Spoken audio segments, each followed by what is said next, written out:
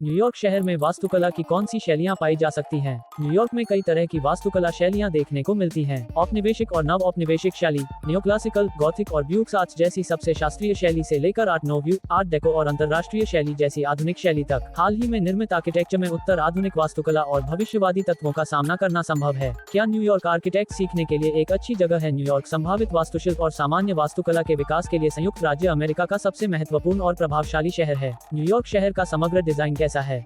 New York और विशेष रूप से मैनहट्टन की सड़क पर नियमित और सुव्यवस्थित है। ये 1790 से 1810 के बीच भारी जनसंख्या वृद्धि पर नजर डाली गई थी। गगनचुंबी बिल्डिंग पर बैटरी मैनहट्टन द्वीप का निर्माण जारी। दुनिया के सबसे महत्वपूर्ण शहरों में से एक के रूप में न्यूयॉर्क शहर ने एक ऐसी विरासत गढ़ी है जो सिर्फ एक लोकप्रिय अमेरिकी शहर होने की धारणा से आगे बढ़कर शक्ति, धन, स्वतंत्रता और इतिहास का प्रतीक बन गई है। उस प्रतीकात्मकता को अक्सर उसकी वास्तुकला के माध्यम से अर्धस्थायी अवस्था में दर्शाया जाता है, जो शब्दों के बिना ही हमें उस समय के पीछे की कहानी बता सकती है जब उनकी कल्पना की गई थी। स्वाभाविक रूप से अपने लगभग 400 वर्षों के इतिहास में शहर ने अपनी स्थापत्य भाषा को अपनी निरंतर बदलती जरूरतों और दुनिया के साथ अपने पारस्परिक प्रभाव के प्रतिबिंब के रूप में विकसित किया है। यद्यपि शहर में अनेक वास्तुशिल्पीय प्रतीक फैले हुए हैं, फिर भी यहाँ सूचीबद्ध इमारतें एक तरह से एक प्रभावशाली शक्ति थी जिन्होंने शहरी परिदृश्य को आकार दिया जो अब न्यूयॉर्क शहर बनाता है। न्यूयॉर्क शहर की सैन्य उत्पत्ति संभवतः शहर के विकास में महत्वपूर्ण ऐतिहासिक महत्व वाली सबसे पुरानी इमारतों में से एक और संयुक्त राज्य अमेरिका जैसा कि हम जानते हैं कैसल क्लिंटन है। 1811 में एक छोटे से कृत्रिम द्वीप पर निर्मित इस गोलाकार बलुआ पत्थर के किले ने तत्कालीन डच बस्ती न्यू एम्स्टर्डम की रक्षा की थी।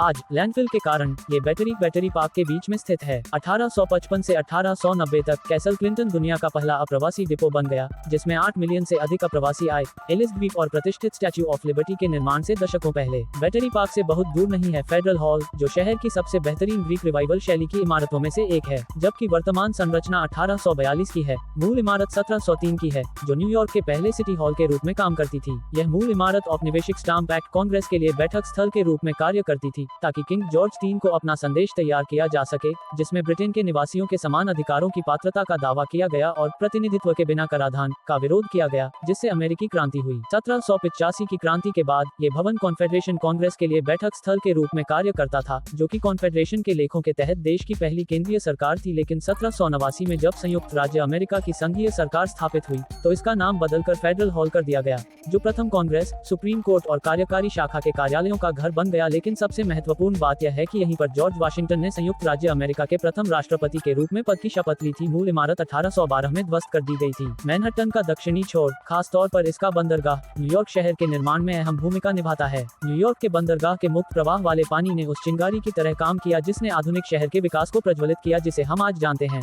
बंदरगाह का पहला वास्तुशिल्पीय प्रभाव 1899 में सामने आया, जब व्यापार की मात्रा बढ़ने के कारण एक बड़े कस्टम्स हाउस, जो अब अमेरिकी भारतीयों का राष्ट्रीय संग्रहालय है, के निर्माण की आवश्यकता पड़ी। इस ब्यूक्स आर्ट्स भवन को सजावटी शास्त्रीय वास्तुशिल्प विवरणों और विस्तृत मूर्तियों के साथ डिजाइन किया गया था, जो यूरोप में शास्त्रीय इमारतों से प्रतिस्पर्धा करते थे। ये संयुक्त राज्य अमेरिका की संपदा, शक्ति और अंतर्राष्ट्रीय स्थिति का प्रतीक था, क्योंकि यह विश्व में शीर्ष व्यापारिक और राजनीतिक शक्तियों में से एक के रूप में विकसित हुआ।